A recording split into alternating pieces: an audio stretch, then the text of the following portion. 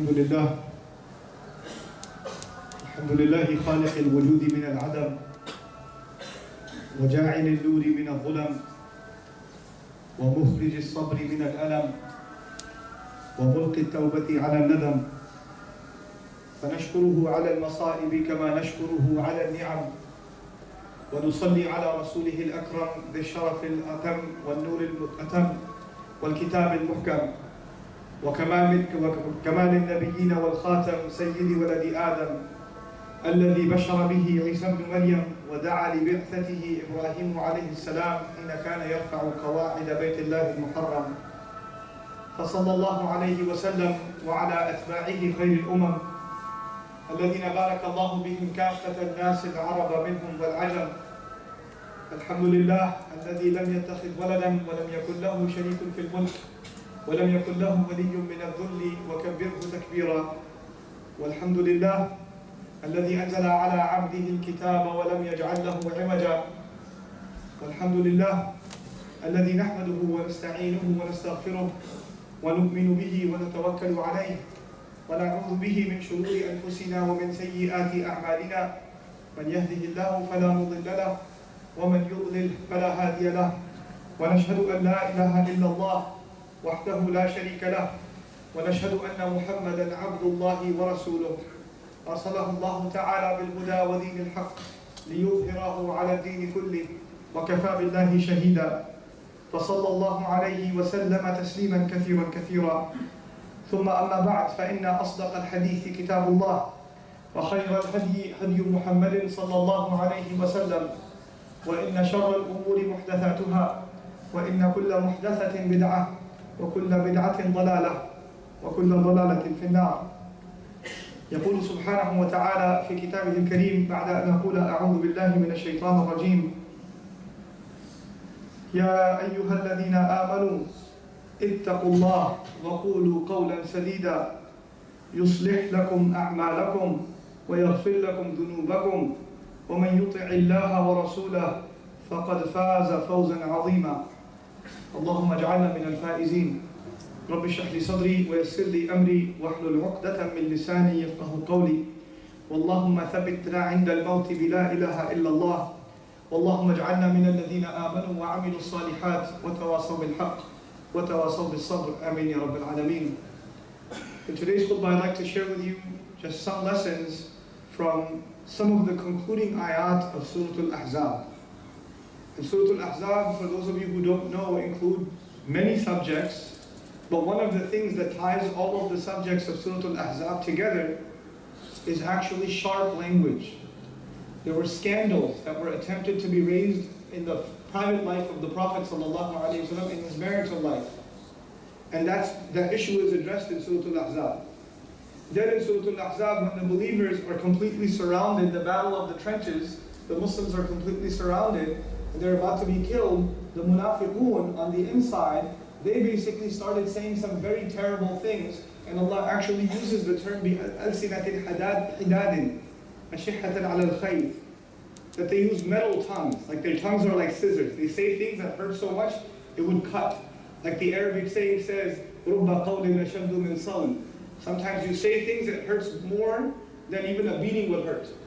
So they were saying mean and terrible and hurtful things that would destroy the morale of the Muslims. And at the end of this surah, Allah Azza wa Jal gives one of those advices that ties all of those problems together in a statement that the Prophet ﷺ used to repeat often in the Masnoon Khutbah. It would begin the Khutbah, there are some ayat that Rasulullah ﷺ used to love to repeat from the Quran. And this is one of those ayat. Allah says, Ya ayyuha alladhina amanu ittaqullaha wa qulu qawlan sadida. That's an ayah by itself. Even though, it's interesting, even though from a grammatical perspective, the next ayah is part of the same sentence. Because in English or in any other language, there are conditional sentences. You have the if, and then you have the then. If you do this, then this will happen. And that's an entire sentence. Right? If I eat healthy, then I will feel better. That's one sentence, it's not two sentences. It's been combined because it's a conditional statement. This ayah is also what's called talab and jawab al-talab. It's actually two statements. One is what you should do, and if you do, what will happen as a result. These go hand in hand. But Allah separated them as two separate ayat. And this is a principle in the Quran when he says, لِيَدَبَّرُوا آيَاتِهِ. So people reflect deeply into every one of his ayat. That Allah separated them for a reason. And we're going to try to explore some of those reasons today, inshaAllah ta'ala, among other things. So I want to begin with a brief translation. Ya ayyuhal ladhina amanu. Those of you who have claimed to believe, this instruction that Allah is about to give applies specifically to the people of Iman. But the thing to note here is that this surah is Madaniyah. This surah came when the Prophet had already, sallallahu alayhi wasallam, migrated to Medina. And of course, when Allah's Messenger has migrated to Medina, when the Quran comes down, it is obviously talking to the Muslims. When Allah is giving a command in the Quran, it is obviously a command being given to the Muslims. There's no confusion about that.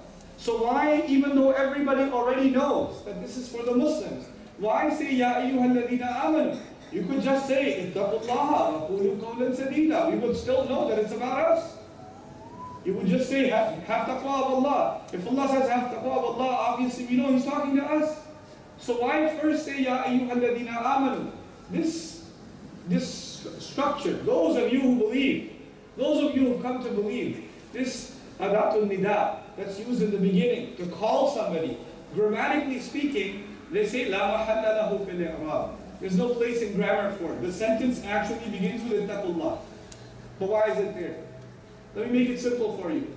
When you call someone, if you say, hey, boy, come here. When you say that, the hey, boy part of your sentence is actually not a sentence. That's not a sentence. The only sentence is come here. That's the only sentence. The only reason you said, hey, boy, is to get his attention. Is to get his attention. Now, if you want to make him feel small, you call him, hey, boy. If you want to make him feel respected, you'll say, hey, Abdul Kareem, come here.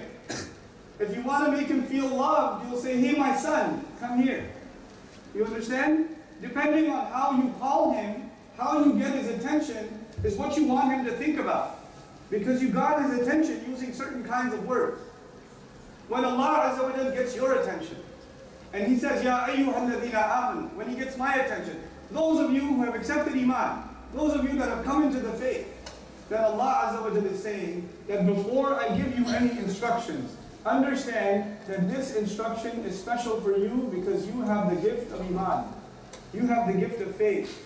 Every time you read Ya ayyuhal ladhina amanu in the Quran, this is for tanbih, this is for you to pay attention to the fact that whatever Allah is going to say to you right now is only possible for you because you have the gift of Iman.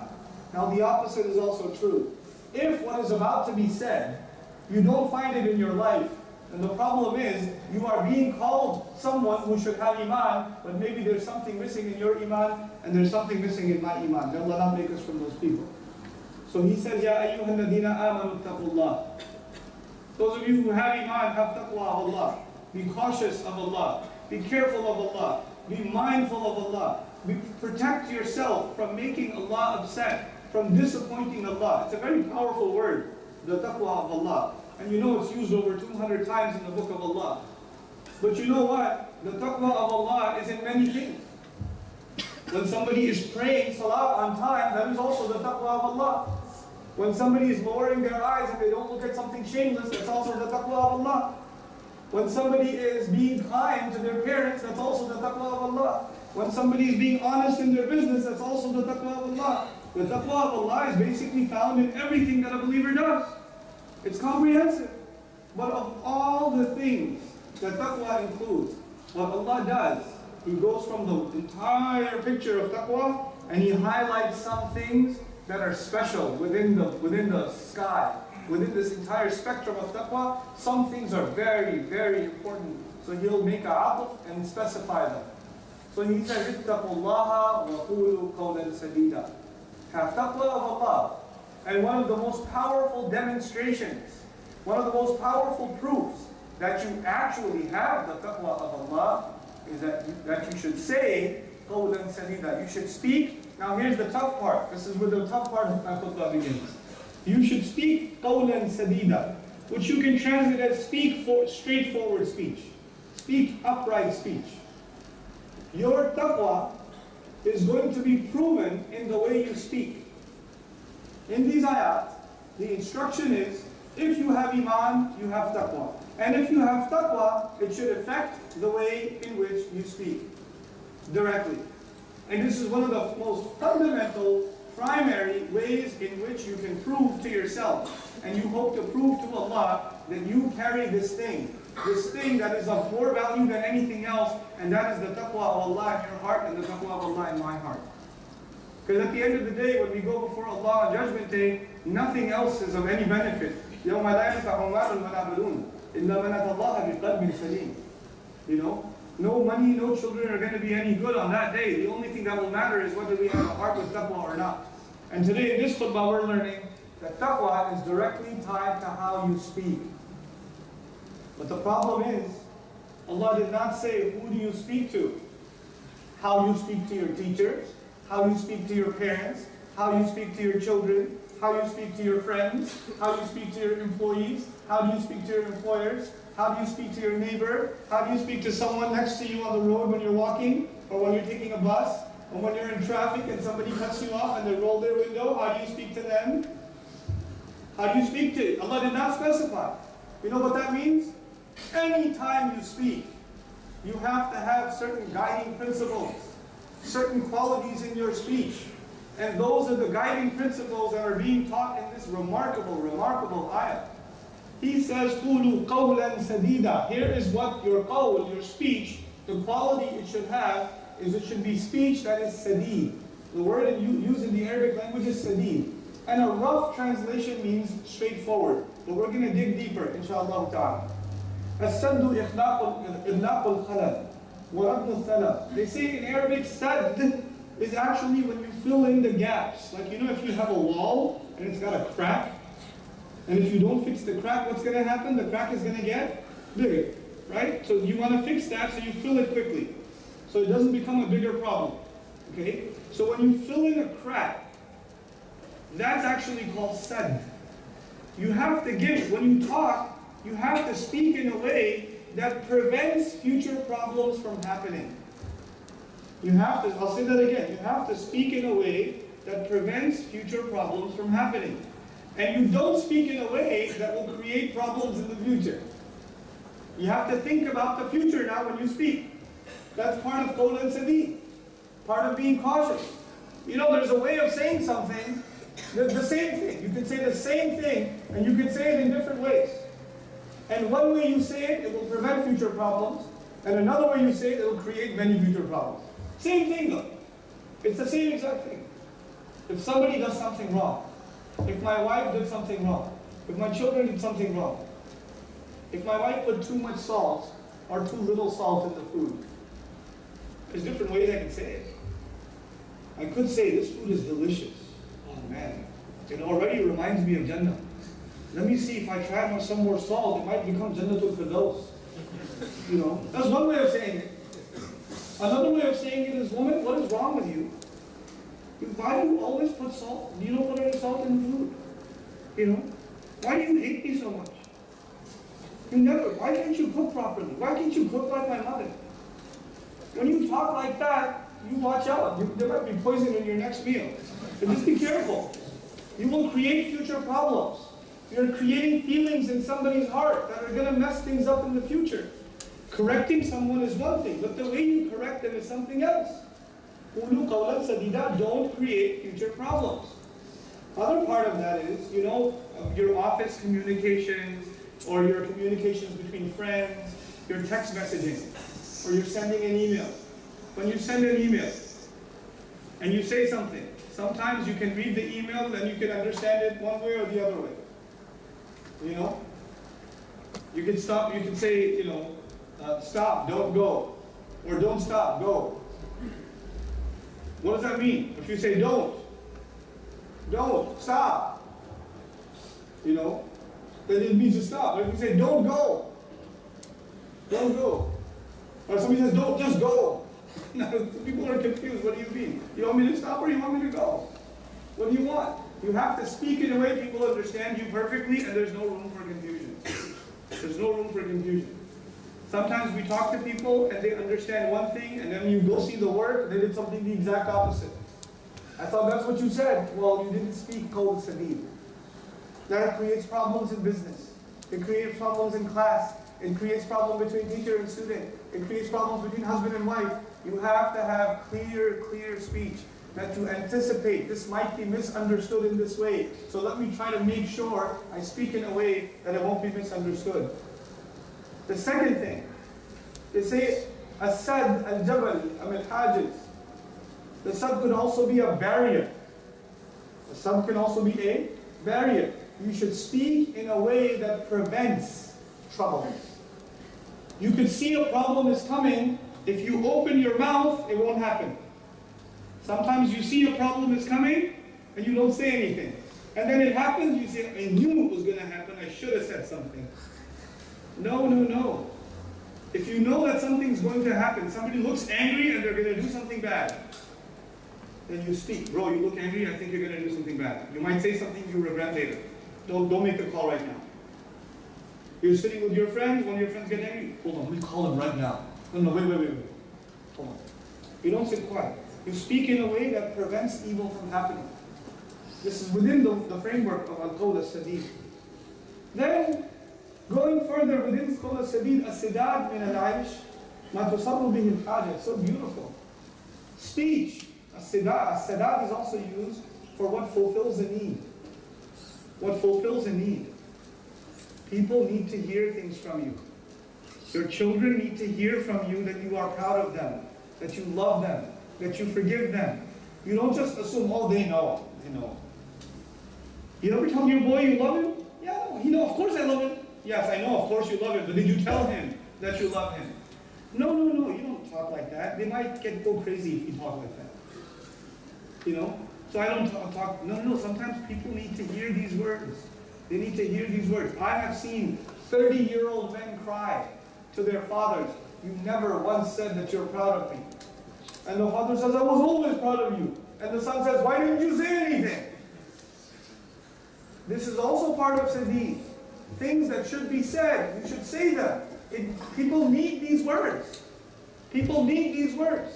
Rasulullah sallallahu alaihi wasallam used to acknowledge the good qualities of the Sahaba. He used to acknowledge them because it needs to be said. Something needs to be said. They have a need. And it's not just the good. Sometimes you have to say something that somebody is doing wrong. And sometimes it's very difficult. Sometimes your mother is doing something wrong. Sometimes your father is doing something wrong. Sometimes your father is involved in a haram business. Sometimes your mother is doing a lot of backbiting. They're not angels. We love them. They are our parents. We want to earn Jannah by serving them. But sometimes they're doing something wrong.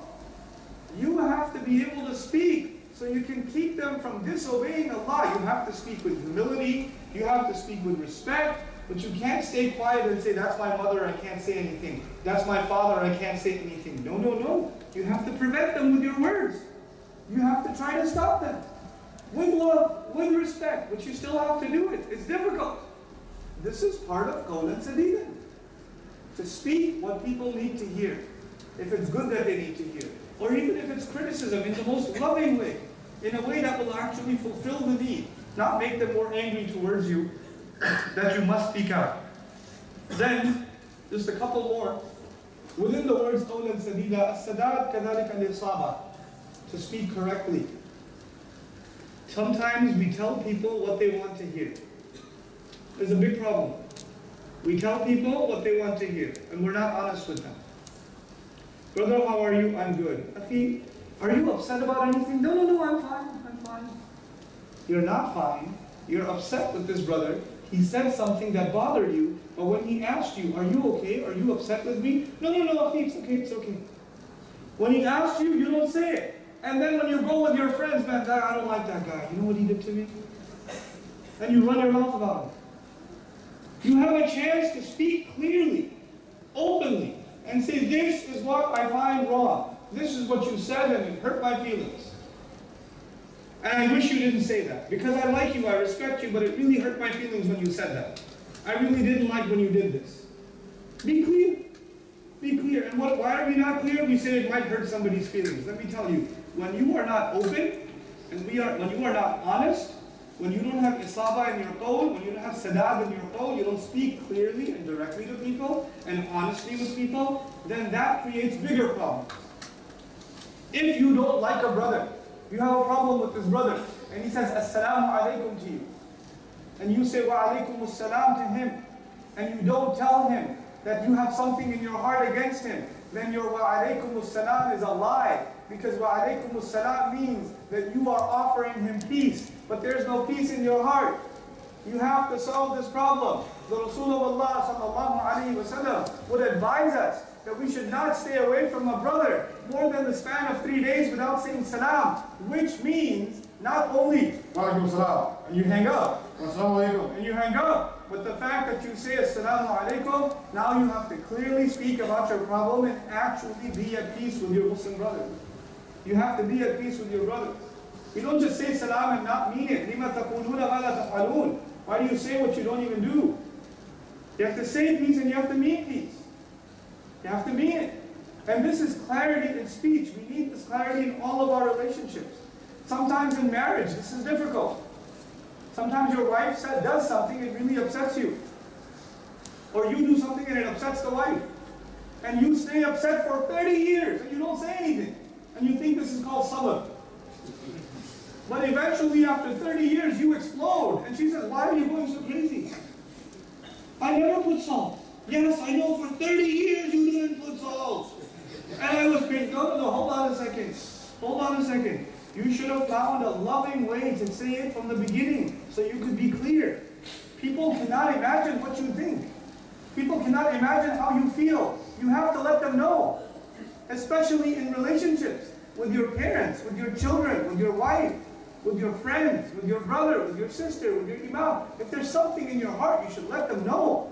They need to know. This is the transparency needs to exist in a relationship. Once again, Sadeed is what fulfills a need, which covers the adab of speech, right? The way you speak should be fulfilling. It shouldn't be offensive, it shouldn't be angry. But at the same time, in the name of being respectful, sometimes we don't speak clearly. Or we just don't say anything. And that's what Allah is preventing in this one simple phrase. Ya ayyuha alladhina amanu taqullaha wa qulu qawlan sadida. So beautiful. So beautiful. And so one of the last meanings of the word sad that I want to share with you is as-saham idha istaqama. You know from the famous poem, فَلَمَّا اسْتَدَّ سَاعِدُهُ رَمَانِي. Some say فَلَمَّا اشْتَدَّ, Lisan al-Arab says فَلَمَّا اسْتَدَّ سَاعِدُهُ رَمَانِي. When the arrow becomes perfectly straight, and that's what a lot of translations say, right? Speak straightforward speech. Straightforward speech. You know, there are people who can speak for 30 minutes and you have no idea what they say. No idea. I know this because I come from the United States. In the United States you have, you know, many years ago they had this Enron scandal.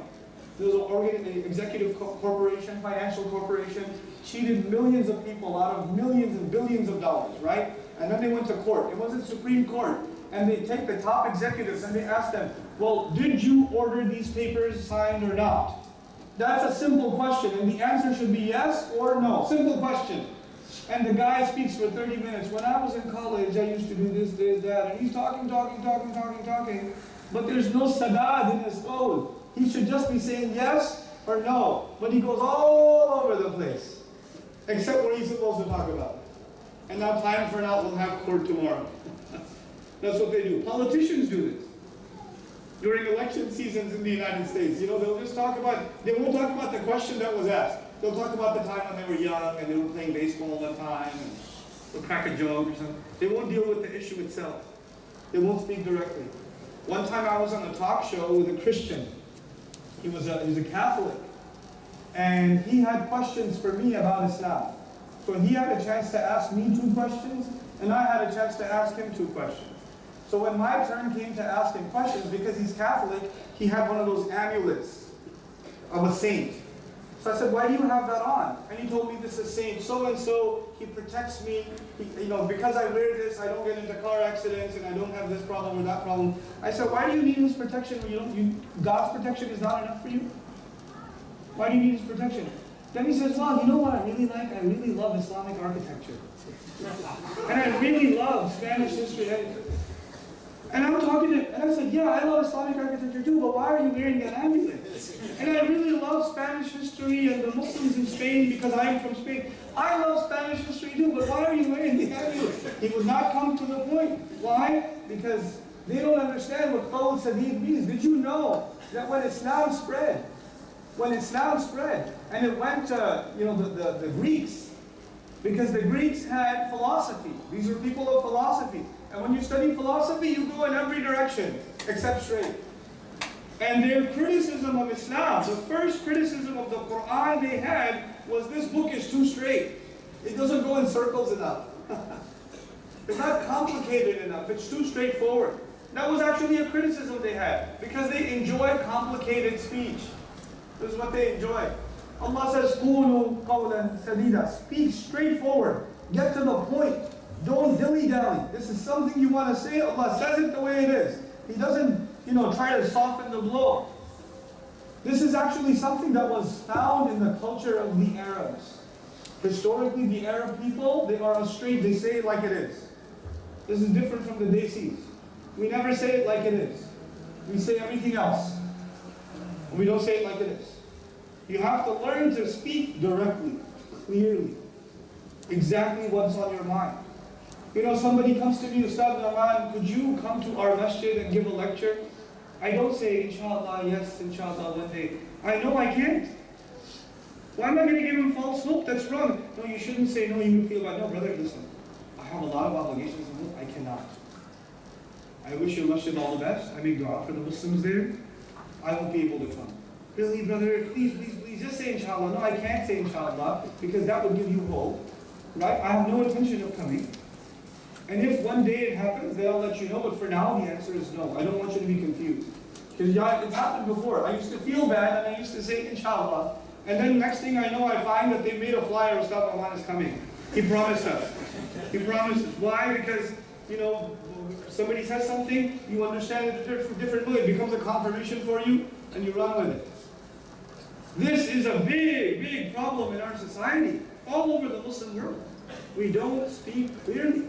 We don't speak directly. And we have to learn to do this. This is the condition. Now the conclusion of my khutbah is what happens when you learn to speak directly, when you learn to fill in the gaps and make sure your speech is not going to cause problems. When do you speak? When you're supposed to speak, you say things that people need to hear. When you become people of qawlan sadidan, what happens?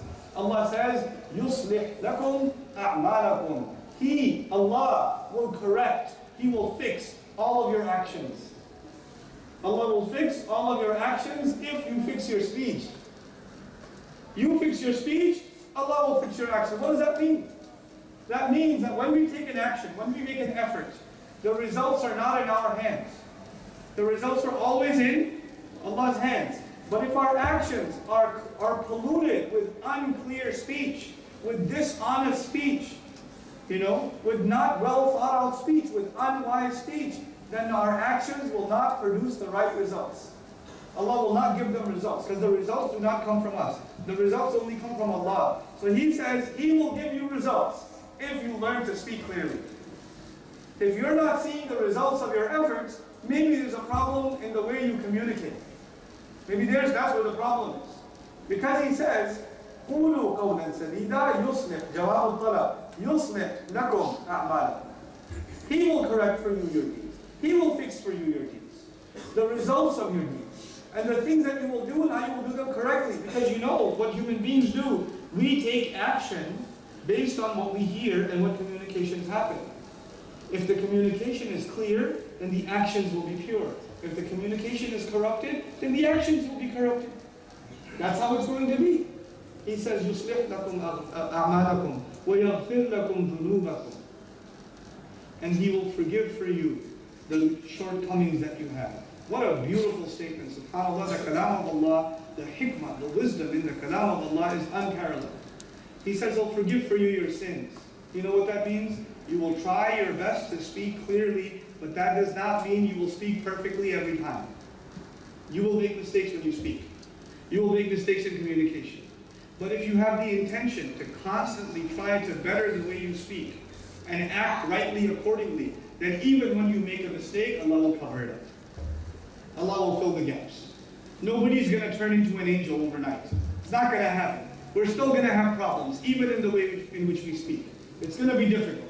But if we're making the effort to get better, يَغْفِرْ لَكُمْ ذُنُوبَكُمْ وَمَنْ يُطِعِ اللَّهَ وَرَسُولَهُ فَقَدْ فَازَ فَوْزًا عَظِيمًا. And then this entire kalam, this gorgeous kalam concludes with whoever would obey Allah and His Messenger sallallahu alaihi wasallam. This is important also because everything Allah mentions is for a reason. And if it's in an ayah, it's for a reason. Why does Allah mention the obedience to Allah and His Messenger sallallahu alaihi wasallam in the middle of this conversation? There are lots of aqwal, and the mufassirin, lots of beautiful things have been said. I'll share one or two of them with you. One of them is that actually in this ayah, this is a command from Allah, yes? This is a command from Allah. But you will see the example of this command of Allah lived by Rasulullah sallallahu alaihi wasallam. How do you speak clearly? How do you make sure you speak in a way that people hear what they need to hear? How do you make sure you think about what people are going to understand or misunderstand in the future? How do you make sure you speak exactly what needs to be said? How do you fulfill all of those conditions of speech every single time? That will be the words of Rasulullah sallallahu alaihi wasallam. If you want to obey this command of Allah, you better obey the legacy of your Messenger sallallahu alaihi wasallam. وَمَن يُطِعِ اللَّهَ وَرَسُولَهُ فَقَدْ فَازَ فَوْزًا عَظِيمًا. Then this person has attained an enormous, incredible success. This is the greatest success you can have. Think about this, people. Allah Azza wa Jal wants the best for the human beings. Nobody cares more about us than Allah subhanahu wa ta'ala. And Allah gave us all these blessings. He gave us so many blessings in our life. He gave us health. He gave us money. He gave us clothes. He gave us family. He gave us this Islam. He gave us the masjid we're sitting in. He gave us the brotherhood that we enjoy towards each other. He gave us all of these things. But above all of these things, He gave us His own words. He gave us His own kalam. Ar-Rahman 'allama al-Qur'an. He gave us the Qur'an. He gave us His own words. Subhanahu wa ta'ala. And His word is the ultimate example of what is sadid, what is straightforward. And so, the greatest gift given to human beings is clear speech. His own speech. So you understand that when we speak, that we have to live up to this great gift that Allah gave us. You know, in Surah Al-Rahman, Allah even went as far as to say, عَلَّمَهُ الْبَيَانِ. He taught the human being speech. And Ibn Ashur in his commentary in At-Tahrir wa Tanweer, he even said that Allah taught the human being speech so that one day he could learn the Qur'an. Like we didn't learn the Qur'an except for one day Allah was going to give His ultimate kalam to humanity. Subhanallah. So that we have to respect this tongue that Allah has given us. We have to respect it. This is a big responsibility. This same tongue that recites the word of Allah should also be reciting the truth, speaking the truth. It should be speaking clearly. You know, how can you use the same tongue to recite Fatiha and the same tongue is used for lies and for cheating and for stealing and for insulting people or not speaking the truth? How can those two things exist at the same time? How can that happen? So we have to fix ourselves. We have to fix the way in which we communicate with each other, and Allah Azza wa Jalla will take care of so many of our problems in our lives. You know, last thing I'll tell you, we are the ummah, Allah calls us, وَكَذَلِكَ جَعَلْنَاكُمْ أُمَّةً وَسَطًا, right? He made us the balanced ummah. The ummah that is it's defined by the very concept of balance. But before us, there used to be another ummah. And that ummah failed. They failed. And because they failed, they were replaced. And they were replaced by us. And one of the things Allah told them was, وَقُولُوا لِلنَّاسِ حُسْنًا. Speak to people in the most beautiful way. Speak to people in the most beautiful way. Allah told us, وَقُلْ لِعِبَادِي يَقُولُ الَّتِي هِيَ أَحْسَنُ. Tell my slaves they should say what is better. You're in your head, there's a way to say things. Think in your head, there's a better way to say this. Allah equipped you with this beautiful mind, this incredible intellect, so you can come up with better ways of saying things. You can judge the intelligence of a person by the way they speak. You can judge the patience of a person by the way they speak. You can judge the measure and the character of a person by the way they carry themselves in their speech. Choose to say better things. Think through the words that you're going to use. Think through the criticism that you're going to make. Are these words worth it? Will they do some khayr? Will good come from this? Or will only bad come from this? Am I only saying this because I will feel better? Or am I saying this because it will actually have some kind of benefit? May Allah Azza wa Jal make us an ummah of qawlan sadida. May Allah Azza wa Jal bless this ummah and create unity within this ummah. I make special dua as I'm leaving you inshallah ta'ala tomorrow. I make special dua for the Muslims living in this part of the world, living in Dubai. May Allah Azza wa Jal keep the Muslims here safe and united and give barakah in their rizq and give them the ability to raise good, strong, healthy Muslims that can be a role model to the entire ummah, so they can show what the Muslims look, what a great Muslim society looks like, how they can navigate the best of both worlds, that they can get the best of their education in every field, and at the same time carry the best values of the deen of Allah at the same time. May Allah Azza wa Jal protect all of us and our families from the fitan, from the trials, from the difficulties and the challenges that surround us, and may Allah Azza wa Jal make each other, us, a support for each other. بارك الله لي ولكم في القرآن الحكيم ونفعني وإياكم بالآيات والذكر الحكيم. الحمد لله وكفى والصلاة والسلام على عباده الذين اصطفى خصوصا على أفضلهم وخاتم النبيين محمد الأمين وعلى آله وصحبه أجمعين. يقول الله عز وجل في كتابه الكريم بعد أن أقول أعوذ بالله من الشيطان الرجيم إن الله وملائكته يصلون على النبي يا أيها الذين آمنوا صلوا عليه وسلموا تسليما اللهم صل على محمد وعلى آل محمد كما صليت على إبراهيم وعلى آل إبراهيم في العالمين إنك حميد مجيد اللهم بارك على محمد وعلى آل محمد كما باركت على إبراهيم وعلى آل إبراهيم في العالمين إنك حميد مجيد. عباد الله رحمكم الله اتقوا الله إن الله يأمر بالعدل والإحسان وإيتاء ذي القربى وينهى عن الفحشاء والمنكر ولذكر الله أكبر والله يعلم ما تصنعون. أقم الصلاة إن الصلاة كانت على المؤمنين كتابا موقوتا.